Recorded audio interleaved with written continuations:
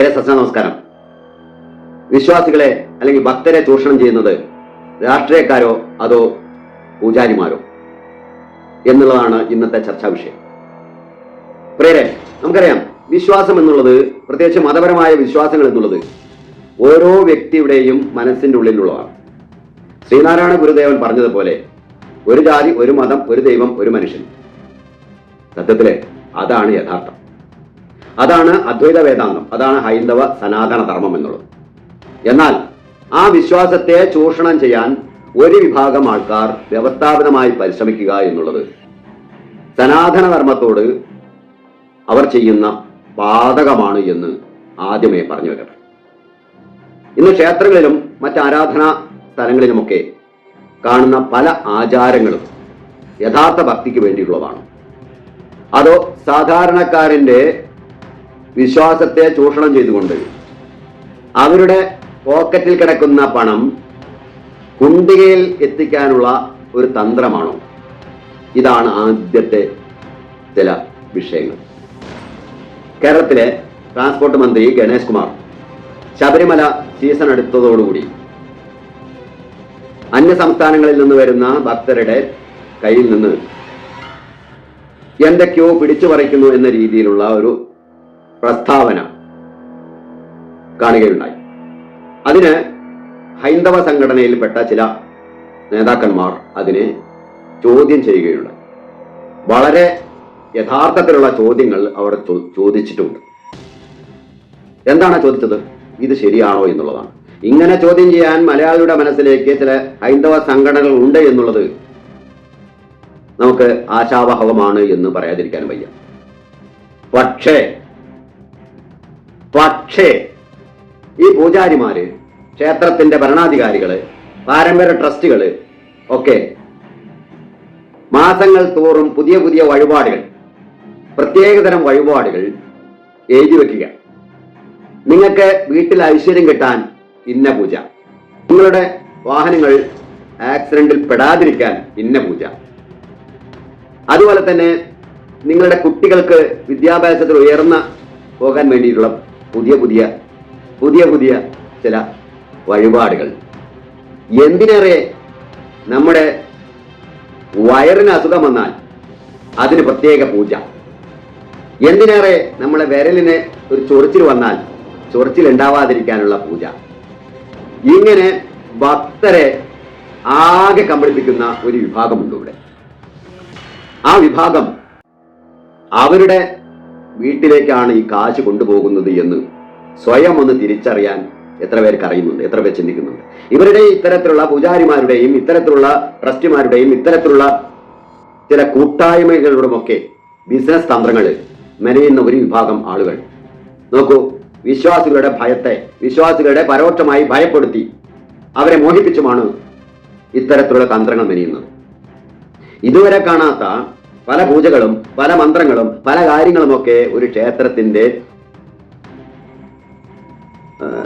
അല്ലെങ്കിൽ ഒരു ആരാധനാ കേന്ദ്രത്തിന്റെ മുന്നിൽ എഴുത വെച്ചപ്പെടുമ്പോൾ പ്രിയരെ ഒന്ന് ചിന്തിക്കുക.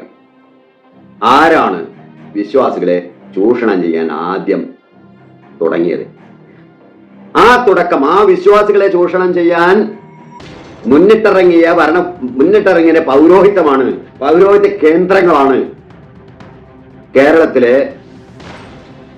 ഭരണകൂടങ്ങളെ, പ്രത്യേകിച്ച് ഇടത് വലത് മുന്നണികളിൽപ്പെട്ട ദേവസ്വം ബോർഡുകളിലെ അവർക്ക് വിശ്വാസികളെ ചൂഷണം ചെയ്യാൻ ഏതൊക്കെ രീതിയിൽ അടവുകൾ നയത്താം എന്നുള്ളത് പഠിപ്പിച്ചത് ആരാണ്? പ്രിയരെ, പൂജാരിമാരാണ്. അവരോട് ബന്ധപ്പെട്ട ക്ഷേത്ര ജീവനക്കാരാണ്. അപ്പോൾ നമുക്ക് ഗണേശനെ കുറ്റം പറയാൻ സാധിക്കുമോ? കുറ്റം ആരെ പറയണം? അവിടുത്തെ പൂജാരിമാരെ, അവരുടെ ഭരണകൂടത്തെ, അവരുടെ ക്ഷേത്ര ട്രസ്റ്റിമാരെ.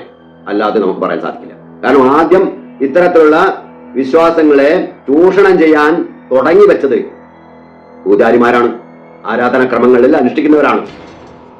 ആചാരങ്ങളെ തെറ്റിച്ച് ഇത്തരത്തിലുള്ള കാര്യങ്ങൾ മുന്നോട്ട് കൊണ്ടുപോകാൻ സമൂഹത്തെ പഠിപ്പിച്ചവരാണ്.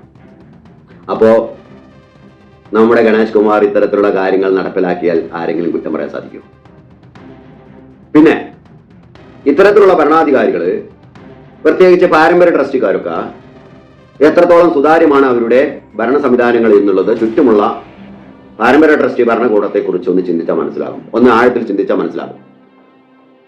കോടിക്കണക്കിന് വരുമാനം കൈകാര്യം ചെയ്യുമ്പോൾ അത് സുതാര്യമായ ഭക്തജന സമൂഹത്തിന്റെ മുന്നിൽ അവതരിപ്പിക്കാനുള്ള ഒരു ത്രാണി അവർ ഇന്നവരെ കാണിച്ചിട്ടില്ല. പണം ഭക്തരുടേതാണെന്ന് ഒരിക്കൽ പോലും അവർ ചൂണ്ടിക്കാണിച്ചിട്ടില്ല. അവർ പറയുന്നത് ഇത് ഞങ്ങളുടെ അമ്പലമാണ്, ഞങ്ങളുടെ 5 പേരുടെ 10 പേരുടെ അമ്പലമാണ് എന്നുള്ളതാണ്. അഴിമതികളെ അവര് ഒരിക്കൽ പോലും എതിർത്തിട്ടില്ല. കാരണം ഭക്തരുടെ പണം ഉപയോഗിച്ചുകൊണ്ട് എന്തും ചെയ്യാമെന്നും എന്ന രൂപത്തിലാണ് പല ഭരണകൂടങ്ങളും ഉള്ളത് എന്നുള്ളത് നമുക്ക് കഴിഞ്ഞ കാലങ്ങളിലെ ചില കാര്യങ്ങളെ ഉദ്ധരിച്ചുകൊണ്ട് വേണമെങ്കിൽ പറയാം. വേറെ സ്വർണ്ണപ്പാളികള് ചെമ്പുപാളികളാവാൻ കാരണം എന്തായിരിക്കും? ആരാണ് അതിന് മുന്നിട്ടിറങ്ങിയത്? ഏത് സമുദായത്തിന്റെ ഏത് വിഭാഗത്തിന്റെ ആൾക്കാരാണ്? ആരാധനാക്രമങ്ങളിലേക്ക് അവരുടെ കാര്യങ്ങളൊക്കെ അറിയാവുന്നവർ തന്നെയാണ് പല കാര്യങ്ങളിലും ക്ഷേത്രങ്ങളിലും കൊള്ള മുതൽ അടിച്ചു മാറ്റിയിട്ടുള്ളതെന്ന് കാലം തെളിയിച്ചിട്ടുള്ളതാണ്. അത് ശബരിമലയായാലും മറ്റ് സ്ഥലങ്ങളിലൊക്കെ ആയാലും. സുഹൃത്തുക്കളെ, നമ്മുടെ ഗുരുവായൂർ അമ്പലത്തിൽ ഒരു നിശ്ചിത പണം കൊടുത്താൽ നമുക്ക് കുടുംബപരമായിട്ട് ഇത്ര ആൾക്കാർക്ക് അതിനുള്ളിൽ ക്യൂ നിൽക്കാതെ ഉള്ളിൽ കിടക്കാവുന്ന ഒരു സൗകര്യം ഏർപ്പെടുത്തി കഴിഞ്ഞു. നമ്മളൊക്കെ പഴനിയിലൊക്കെ കുറച്ച് കാലങ്ങൾക്ക് കുറേ വർഷങ്ങൾക്ക് മുമ്പ് പോയപ്പോൾ അവിടെ ഉണ്ടായിരുന്ന സംഭവം 100-200 എന്ന് പറഞ്ഞിട്ടുള്ള ഒരു ക്യൂ ലൈനുകൾ അത് ഇവിടേക്ക് വന്നു. അപ്പോൾ ഭക്തരുടെ ഇടയിൽ നിന്ന്, ഭക്തരുടെ കയ്യിൽ നിന്ന് എങ്ങനെ പണം ചൂഷണം ചെയ്യാമെന്നുള്ളത് ആരാണ് നമ്മളെ ആദ്യം പഠിപ്പിച്ചത്? ക്ഷേത്ര ഭരണാധികാരികളാണ്. ആ ക്ഷേത്ര ഭരണാധികാരികൾ കണ്ടെത്തിയ വഴികൾ വേറെ തരത്തിൽ നമ്മുടെ സർക്കാരുകൾ നടപ്പിലാക്കുമ്പോൾ ആ സർക്കാരിനെ കുറ്റം പറയാൻ എനിക്ക് സാധിക്കില്ല. കാരണം അല്പമൊക്കെ ചിന്തിക്കാൻ കഴിയുള്ളവർക്കും മാറി ചിന്തിക്കാൻ കഴിയുന്നവർക്കും ഒക്കെ ഇവർ രണ്ടുപേരും ചെയ്യുന്നത് ഒരേ വഴിയാണ്. മാതൃക കാണിച്ചു കൊടുത്തത് അവരും പിന്തുടർന്നു വരും. ചില രാഷ്ട്രീയ പാർട്ടികൾ പലപ്പോഴും കണ്ണടയ്ക്കുന്നത്, ഇത്തരം അഴിമതികളൊക്കെ കണ്ണടയ്ക്കുന്നത് എന്തായിരിക്കും? പ്രാദേശിക അടിസ്ഥാനത്തിൽ വരുമ്പോൾ, ചിലപ്പോൾ പ്രാദേശിക തെരഞ്ഞെടുപ്പൊക്കെ വരുമ്പോൾ പലപ്പോഴും ഭരണകക്ഷിയിൽപ്പെട്ട ഏത് പാർട്ടിക്കും ഇത്തരത്തിലുള്ള സാമുദായിക നേതൃത്വത്തിൻ്റെയൊക്കെ വോട്ടുകൾ ആവശ്യമാണ്. അവരെ അനുകൂലിച്ചുകൊണ്ട് അവർ പറഞ്ഞാൽ 100 വോട്ട് ചെയ്യുമെന്നുള്ളത് കൊണ്ട് സമൂഹത്തിനും ഭക്തർക്കും ഉണ്ടാക്കുന്ന വേദനകളെ മനസ്സിലാക്കാതെ പലപ്പോഴും ഇത്തരത്തിലുള്ള ആൾക്കാരെ കൂട്ടുനിന്നുകൊണ്ടായിരിക്കും ഭക്തജന സമൂഹത്തെ വെല്ലുവിളിക്കാൻ പല സ്ഥലത്തും പല രാഷ്ട്രീയക്കാരും അല്ലെങ്കിൽ ട്രസ്റ്റിമാരും ഒക്കെ അല്ലെങ്കിൽ അതിനോട് പറഞ്ഞ ഭരണാധികാരികളും ഒക്കെ തയ്യാറായിട്ടുള്ളത്. പ്രിയപ്പെട്ടവരെ, വിശ്വാസം നശിച്ചാൽ ആ ക്ഷേത്രത്തിലേക്കോ ആ ആരാധനാ രീതിയിലേക്കോ ആൾക്കാർ കടന്നു ചെല്ലാൻ സാധ്യതയില്ല. അപ്പോൾ വിശ്വാസത്തെ നഷ്ടപ്പെടുത്താൻ ഭക്തജനങ്ങളെ ആ ക്ഷേത്രത്തോട് ബന്ധപ്പെട്ട് വരാതിരിക്കാൻ ആത്യന്തികമായി കിണഞ്ഞു ശ്രമിച്ചിട്ടുള്ളത് അവിടുത്തെ ആ ക്ഷേത്രത്തിലെ ഭരണാധികാരികൾ തന്നെയായിരിക്കും. ആ ക്ഷേത്രത്തിലെ പ്രധാനപ്പെട്ട ആചാരങ്ങൾക്ക് നേതൃത്വം നൽകുന്നവരായിരിക്കും. ഇന്നലെയും നാളെ അത് തെളിഞ്ഞു പുറത്തു വരും. ഇത്തരത്തിലുള്ളവരെ ചോദ്യം ചെയ്യാൻ നമ്മൾ തയ്യാറായിട്ടില്ലെങ്കിൽ നമ്മുടെയൊക്കെ ധാർമ്മികത നഷ്ടപ്പെടുന്നു എന്ന് തന്നെയാണ് അപ്പം. നമ്മളിവിടെ ജീവിച്ചിരിപ്പുണ്ടോ എന്നുള്ളത് പോലെയാണ് സംശയം. നോക്കൂ, ഇവിടെ വിശ്വാസത്തെ നമ്മൾ ചോദ്യം ചെയ്യുന്നില്ല, മറിച്ച് വിശ്വാസത്തേക്ക് മറയാക്കിയിട്ട് നടത്തുന്ന പല ബിസിനസ്സുകളെയും ആണ് നമ്മൾ ചോദ്യം ചെയ്യപ്പെടുന്നത്. അതിന് പിന്തുണയ്ക്കുന്ന രാഷ്ട്രീയ പാർട്ടിക്കാരെയാണ് നമ്മൾ എതിർക്കുന്നത്. അതിനെ പിന്തുണയ്ക്കുന്ന പല സംഘടനകളുടെയും ചില നേതാക്കന്മാരെയാണ് നമ്മൾ എതിർക്കപ്പെടുന്നത്. പ്രേരെ ഭക്തരെ പറ്റിക്കാനുള്ള വെറും അക്കങ്ങളായി നമ്മൾ തുടരണം. നിങ്ങളുടെ അഭിപ്രായം എന്താണ്? നമുക്കും ചോദ്യം ചെയ്യാനുള്ള അവകാശങ്ങളുണ്ട്. പക്ഷേ സമൂഹത്തിൻ്റെ നന്മയ്ക്കും സമൂഹത്തിൻ്റെ ചില ആചാരാനുഷ്ഠാനങ്ങളും ഒക്കെ സമൂഹത്തിൻ്റെ മനസ്സൊക്കെ നമ്മൾ മനസ്സിലാക്കിയിട്ട് വേണം പലപ്പോഴും പല ഭരണകൂടങ്ങളെയും അനുകൂലിക്കുക, പല ഭരണകൂടങ്ങളെയും പ്രതികൂലിക്കുക. വേറെ നമ്മളെല്ലാവരും ഒന്നിച്ചാഞ്ഞ് പരിശ്രമിക്കുക. നമ്മുടെ ചുറ്റുമുള്ള ക്ഷേത്രങ്ങളിൽ നടത്തുന്ന പല കൊള്ളരുതായ്മയ്ക്കും നമ്മൾ എതിർത്തേ പറ്റും.